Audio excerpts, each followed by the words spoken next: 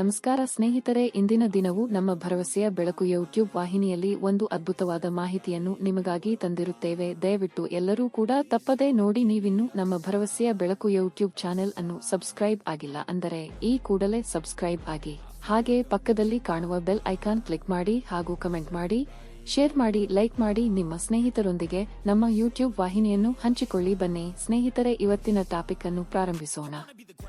ನಮಸ್ಕಾರ. ಪ್ಯಾರಾಲಿಂಪಿಕ್ಸ್ನಲ್ಲಿ ಭಾರತದ ಪಯಣದ ಬಗ್ಗೆ ನಮ್ಮ ಇವತ್ತಿನ ಡೀಪ್ ಡೈವ್ಗೆ ಎಲ್ರಿಗೂ ಸ್ವಾಗತ. ನಮಸ್ಕಾರ. ನಮ್ಮತ್ರ ಈಗ ಭಾರತದ ಪ್ಯಾರಾಲಿಂಪಿಕ್ ಇತಿಹಾಸ, ಸಾಧನೆಗಳು, ಆಮೇಲೆ ಕೆಲವು ರೋಚಕ ಕ್ಷಣಗಳ ಬಗ್ಗೆ ಸಾಕಷ್ಟು ಮಾಹಿತಿ ಇದೆ. ಆಕ್ಚುಲಿ ಇತ್ತೀಚೆಗೆ ಪ್ಯಾರಿಸ್ 2024 ಅಲ್ಲಿ ಭಾರತ ಪಡೆದ 29 ಪದಕಗಳ ಆ ಒಂದು ಅಭೂತಪೂರ್ವ ಸಾಧನೆ ಇದೆಯಲ್ಲ, ಅಲ್ಲಿಂದನೇ ಶುರು ಮಾಡೋಣ ಅನ್ಸುತ್ತೆ. ಖಂಡಿತ, ಅದು ನಿಜಕ್ಕೂ ಒಂದು ದೊಡ್ಡ ಮೈಲಿಗಲ್ಲು. ಹೌದು, ಪ್ಯಾರಿಸ್ನ ಸಾಧನೆ ನೋಡಿದ್ರೆ ಅದ್ಭುತ ಅನಿಸುತ್ತೆ. ಆದ್ರೆ ಈ ಯಶಸ್ಸು ಅಂದ್ರೆ ಇದರ ಬೇರುಗಳು ದಶಕಗಳ ಹಿಂದೆಯೇ ಇವೆ ಅಂತ ಹೇಳಬಹುದು. ಓ ಹಾಗ? ಹೌದು. ಭಾರತ ಮೊದಲ ಬಾರಿಗೆ ಪ್ಯಾರಾಲಿಂಪಿಕ್ಸ್ನಲ್ಲಿ ಭಾಗವಹಿಸಿದ್ದು 1968ರಲ್ಲಿ. 1968ರಲ್ಲಿಯೇ? ಹೌದು. ಆಮೇಲೆ ನೋಡಿ, 1984ರಿಂದೀಚೆಗೆ ಪ್ರತಿ ಬೇಸಿಗೆ ಪ್ಯಾರಾಲಿಂಪಿಕ್ಸ್ನಲ್ಲಿ ಭಾರತ ಸ್ಪರ್ಧಿಸ್ತಾ ಬಂದಿದೆ. ಆದ್ರೆ ಒಂದು ಗಮನಿಸಬೇಕಾದ ಅಂಶ ಅಂದ್ರೆ ಚಳಿಗಾಲದ ಪ್ಯಾರಾಲಿಂಪಿಕ್ಸ್ನಲ್ಲಿ ಭಾರತ ಇನ್ನೂ ಭಾಗವಹಿಸಿಲ್ಲ. ಹೌದು, ಅದು ನಿಜ. ಹಾಗಾದ್ರೆ ನಮ್ಮ ಮೊದಲ ಯಶಸ್ಸು ಅಂದ್ರೆ ಮೊದಲ ಪದಕ ಬಂದಿದ್ದು ಯಾವಾಗ? ಅದು 1972ರಲ್ಲಿ ಮುರಳಿಕಾಂತ್ ಪೇಟ್ಕರ್ ಅಂತ. ಅವರು ಈಜಿನಲ್ಲಿ ಚಿನ್ನ ಗೆದ್ರು. ಚಿನ್ನ? ಮೊದಲ ಪದಕವೇ ಚಿನ್ನ? ಹೌದು, ಭಾರತಕ್ಕೆ ಮೊದಲ ಪ್ಯಾರಾಲಿಂಪಿಕ್ ಪದಕ. ಅದು ಒಂಥರ ಐತಿಹಾಸಿಕ ಕ್ಷಣವೇ ಸರಿ. ಖಂಡಿತ. ಮುಂದೆ 1984ರಲ್ಲಿ ಜೋಗಿಂದರ್ ಸಿಂಗ್ ಬೇಡಿ ಅಂತ ಅಥ್ಲೆಟಿಕ್ಸ್ನಲ್ಲಿ 1 ಬೆಳ್ಳಿ ಮತ್ತೆರಡು ಕಂಚು ಗೆದ್ರು. ಓ, ಒಂದೇ ಗೇಮ್ಸ್ ಅಲ್ಲಿ 3 ಪದಕಗಳು? ಹೌದು. ಹಾಗಾಗಿ ಅವರು ಬಹುಪದಕ ಗೆದ್ದ ಮೊದಲ ಭಾರತೀಯರಾದ್ರು. ಅಂದಿನ ಆ 4 ಪದಕಗಳು ಆಗಿನ ಮಟ್ಟಿಗೆ ನಮ್ಮ ಶ್ರೇಷ್ಠ ಪ್ರದರ್ಶನವಾಗಿತ್ತು. ಆ ಆರಂಭಿಕ ಹೆಜ್ಜೆಗಳಿಂದ ಈ 21ನೇ ಶತಮಾನದಲ್ಲಿ ಬೆಳವಣಿಗೆ ಹೇಗೆ ಸಾಗಿದೆ ಸ್ವಲ್ಪ ಹೇಳ್ತೀರಾ? 2004ರಲ್ಲಿ ನೋಡಿ, ಅಥೆನ್ಸ್ನಲ್ಲಿ ದೇವೇಂದ್ರ ಜಜಾರಿಯಾ ಜಾವೆಲಿನ್ ಥ್ರೋನಲ್ಲಿ ಚಿನ್ನ ಗೆದ್ರು. ದೇವೇಂದ್ರ ಜಜಾರಿಯಾ? ಹೌದು ಹೌದು. ಅದು ಅವರ ಪಯಣದ ಒಂದು ರೀತಿ ಆರಂಭ. ಆಮೇಲೆ 2016ರ ರಿಯೋ ಗೇಮ್ಸ್ ಇದೆಯಲ್ಲ, ಅದು ಬಹಳ ಮುಖ್ಯವಾದ ತಿರುವು ಅಂತ ಹೇಳ್ಬೋದು. ರಿಯೋ ಅಲ್ಲೇನಾಯ್ತು? ಅಲ್ಲಿ ಭಾರತ ಮೊದಲ ಬಾರಿಗೆ 2 ಚಿನ್ನದ ಪದಕಗಳನ್ನು ಗೆದ್ದಿತು.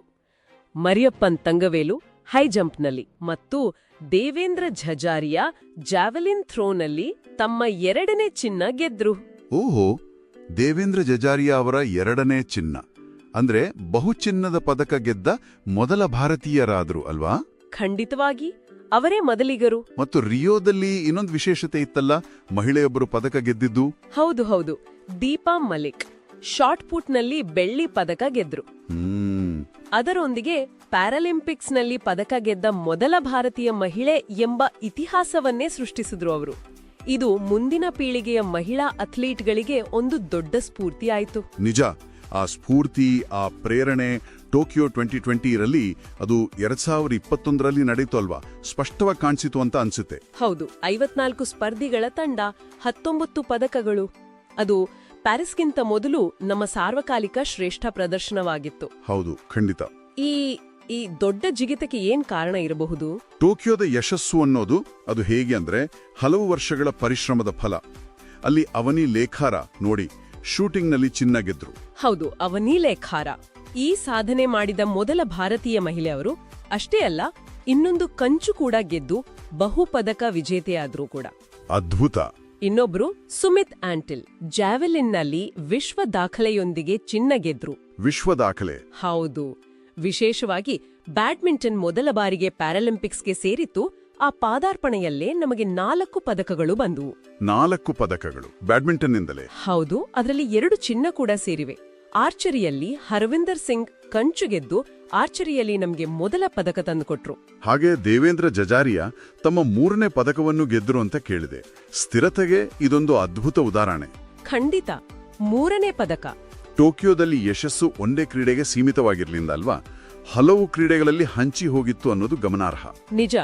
ಅಥ್ಲೆಟಿಕ್ಸ್ನಲ್ಲಿ 8 ಪದಕ, ಶೂಟಿಂಗ್ನಲ್ಲಿ 5, ಬ್ಯಾಡ್ಮಿಂಟನ್ನಲ್ಲಿ 4, ಹೀಗೆ ಬಹು ಕ್ರೀಡೆಗಳಲ್ಲಿ ಯಶಸ್ಸು ಸಿಕ್ಕಿದ್ದು ಭಾರತದ ಪ್ರತಿಭಾ ಸಂಗ್ರಹ ಎಷ್ಟು ವಿಸ್ತಾರವಾಗಿದೆ ಅನ್ನೋದನ್ನ ತೋರಿಸಿತು. ಆ ಒಂದು ನಂಬಿಕೆ, ಆ ವೇಗ, ಅದು ಪ್ಯಾರಿಸ್ 2024 ಅಲ್ಲಿ ಇನ್ನೂ ಹೆಚ್ಚಾಯಿತು ಅನ್ಸುತ್ತೆ. ಹೌದು ಹೌದು 84 ಸ್ಪರ್ಧೆಗಳು ಈ ಬಾರಿ, 29 ಪದಕಗಳು. ಇದರಲ್ಲಿ 7 ಚಿನ್ನ, 9 ಬೆಳ್ಳಿ, 13 ಕಂಚು. ಮತ್ತೊಮ್ಮೆ ಸಾರ್ವಕಾಲಿಕ ಶ್ರೇಷ್ಠ ಸಾಧನೆ. ಇಲ್ಲಿನ ವಿಶೇಷತೆಗಳೇನು? ಪ್ಯಾರಿಸ್ನಲ್ಲಿ ಕೂಡ ಹಲವು ಐತಿಹಾಸಿಕ ಕ್ಷಣಗಳು ದಾಖಲಾದವು. ಅವನಿ ಲೇಖಾರ ಸತತ 2ನೇ ಗೇಮ್ಸ್ನಲ್ಲಿ ಚಿನ್ನ ಗೆದ್ರು. ಓ ವಾವ್! ಈ ಸಾಧನೆ ಮಾಡಿದ ಮೊದಲ ಭಾರತೀಯ ಮಹಿಳೆ ಅವರು. ಇನ್ನು ಸುಮಿತ್ ಆಂಟಿಲ್ ಅವರು ತಮ್ಮ ಚಿನ್ನದ ಪದಕವನ್ನು ಉಳಿಸಿಕೊಂಡ್ರು. ಅಂದ್ರೆ ಬ್ಯಾಕ್ ಟು ಬ್ಯಾಕ್ ಚಿನ್ನ. ಹೌದು, ಹಾಗೆ ಮಾಡಿದ ಮೊದಲ ಭಾರತೀಯ ಪುರುಷ ಪ್ಯಾರಾಲಿಂಪಿಯನ್ ಆದ್ರು. ಬ್ಯಾಡ್ಮಿಂಟನ್ನಲ್ಲಿ ನಿತೀಶ್ ಕುಮಾರ್ ಚಿನ್ನ ಗೆದ್ರು. ಮತ್ತು ಪ್ರೀತಿಪಾಲ್ ಅವರ ಬಗ್ಗೆ ಹೇಳಲೇಬೇಕು. ಖಂಡಿತ. ಅಥ್ಲೆಟಿಕ್ಸ್ನ ಟ್ರ್ಯಾಕ್ ವಿಭಾಗದಲ್ಲಿ ಅಂದ್ರೆ ಓಟದ ಸ್ಪರ್ಧೆಗಳಲ್ಲಿ ಭಾರತಕ್ಕೆ ಮೊದಲ ಪದಕಗಳನ್ನ ತಂದುಕೊಟ್ರು ಅವರು. ಒಂದಲ್ಲ 2 ಕಂಚು. ಹೌದು, 2 ಕಂಚಿನ ಪದಕಗಳು. ಹಾಗೆ ಶೀತಲ್ ದೇವಿ ಆರ್ಚರಿಯಲ್ಲಿ ಕಂಚು ಗೆದ್ದು ಅತ್ಯಂತ ಕಿರಿಯ ಭಾರತೀಯ ಪ್ಯಾರಾಲಿಂಪಿಕ್ ಪದಕ ವಿಜೇತೆಯಾದರು. 17 ವರ್ಷ ಅವ್ರಿಗೆ. ಇದು ಯುವ ಪ್ರತಿಭೆಗಳು ಹೇಗೆ ಮುಂಚೂಣಿಗೆ ಬರ್ತಿದ್ದಾರೆ ಅನ್ನೋದಕ್ಕೆ ಸಂಕೇತ ಅಲ್ವಾ? ಖಂಡಿತ. ಇದ್ರ ಜೊತೆಗೆ ಪ್ಯಾರಿಸ್ನಲ್ಲಿ ನಾವು ನೋಡಿದೇನು ಅಂದ್ರೆ ಅನೇಕ ಅಥ್ಲೇಟ್ಗಳು ತಮ್ಮ ಯಶಸ್ಸಿನ ಓಟವನ್ನು ಮುಂದುವರೆಸಿದ್ರು. ಉದಾಹರಣೆಗೆ ಮರಿಯಪ್ಪನ್ ತಂಗವೇಲು. ಹೌದು, ಅವ್ರದ್ದು 3ನೇ ಪದಕ ಅಲ್ವಾ? ಹೌದು, ಸತತ 3ನೇ ಗೇಮ್ಸ್ನಲ್ಲಿ ಪದಕ ಗೆದ್ದಿದ್ದಾರೆ. ಇದು ಅವರ ಸ್ಥಿರತೆಗೆ ದೊಡ್ಡ ಸಾಕ್ಷಿ. ಇನ್ನು ಮನೀಶ್ ನರ್ವಾಲ್, ನಿಷಾದ್ ಕುಮಾರ್, ಯೋಗೇಶ್ ಕಥುನಿಯಾ, ಸುಹಾಸ್ ಯತಿರಾಜ್, ಶರದ್ ಕುಮಾರ್, ಸುಂದರ್ ಸಿಂಗ್ ಗುರ್ಜರ್ ಇವರೆಲ್ಲರೂ ಟೋಕಿಯೋ ನಂತರ ಪ್ಯಾರಿಸ್ನಲ್ಲೂ ಪದಕ ಗೆದ್ರು. ಇದು ಭಾರತದ ಪ್ಯಾರಾ ಕ್ರೀಡೆಯಲ್ಲಿನ ಆಳ ಅಂದ್ರೆ ಡೆಪ್ತ್ ಎಷ್ಟಿದೆ ಅಂತ ತೋರಿಸುತ್ತೆ. ನಿಜ.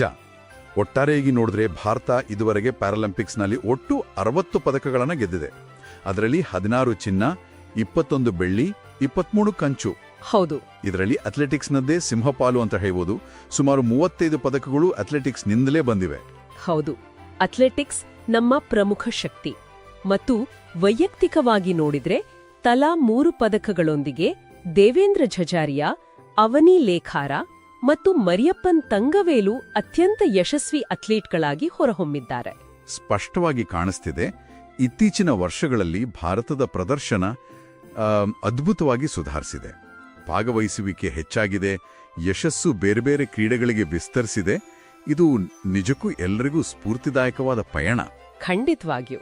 ಈ ಬೆಳವಣಿಗೆಯ ಹಿಂದೆ ಹೆಚ್ಚುತ್ತಿರುವ ಬೆಂಬಲ ಅಂದ್ರೆ ಸರ್ಕಾರದಿಂದ, ಖಾಸಗಿ ಸಂಸ್ಥೆಗಳಿಂದ, ಸೌಲಭ್ಯಗಳಲ್ಲಿನ ಸುಧಾರಣೆ ಮತ್ತು ಮುಖ್ಯವಾಗಿ ಪ್ರತಿಭೆಗಳನ್ನು ಸರಿಯಾದ ಸಮಯಕ್ಕೆ ಗುರುತಿಸುವುದು ಇವೆಲ್ಲವೂ ಕಾರಣ ಅಂತ ಅನ್ಸುತ್ತೆ. ಹಾಗಾದ್ರೆ ಈ ಡೀಪ್ ಡೈವ್ನ ಕೊನೆಯಲ್ಲಿ ಕೇಳುಗರಿಗೆ ಒಂದು ಪ್ರಶ್ನೆ ಇಡೋಣ. ಖಂಡಿತ. ಟೋಕಿಯೋದಿಂದ ಪ್ಯಾರಿಸ್ಗೆ ನಾವು ಕಂಡ ಈ ಕ್ಷಿಪ್ರ ಬೆಳವಣಿಗೆ ಅಂದ್ರೆ 19 ಪದಕಗಳಿಂದ 29ಕ್ಕೆ ಜಿಗಿದಿದ್ದು, ಇದನ್ನು ಗಮನಿಸ್ತಾ ಮುಂದಿನ ಲಾಸ್ ಏಂಜಲಸ್ 2028 ಗೇಮ್ಸ್ನಲ್ಲಿ ಭಾರತದ ಸಾಧನೆಯನ್ನು ಇನ್ನಷ್ಟು ಎತ್ತರಕ್ಕೆ ಕೊಂಡೊಯ್ಯಲು ಯಾವ ಅಂಶಗಳು ಪ್ರಮುಖವಾಗಬಹುದು? ಈ ಯಶಸ್ಸಿನ ನಾಗಾಲೋಟ ನಮ್ಮ ದೇಶದಲ್ಲಿ ಪ್ಯಾರಾ ಕ್ರೀಡೆಗಳ ಭವಿಷ್ಯದ ಬಗ್ಗೆ ಏನ್ ಹೇಳ್ತದೆ? ಸ್ವಲ್ಪ ಯೋಚಿಸಬೇಕಾದ ವಿಷಯ.